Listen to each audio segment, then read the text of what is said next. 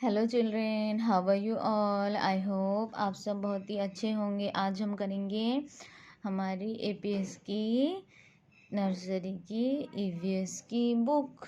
चलिए स्टार्ट करते हैं। ओके,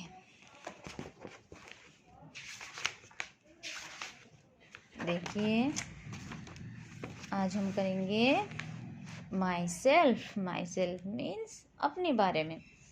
माई सेल्फ मीन्स अपने बारे में।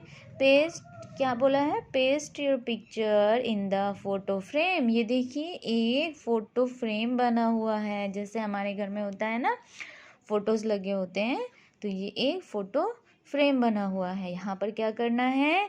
हमें अपना पिक्चर पेस्ट करना है। ओके, आप अपना एक पिक्चर यहाँ पर पेस्ट कीजिए। ओके, नेक्स्ट देखिए यहाँ पे क्या बोला गया है? This is me.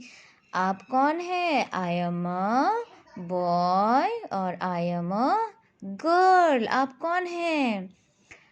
आप बॉय हैं या गर्ल हैं? अगर आप पापा के जैसे हैं तो आप एक बॉय हैं, अगर आप मम्मा के जैसे हैं तो आप एक गर्ल है।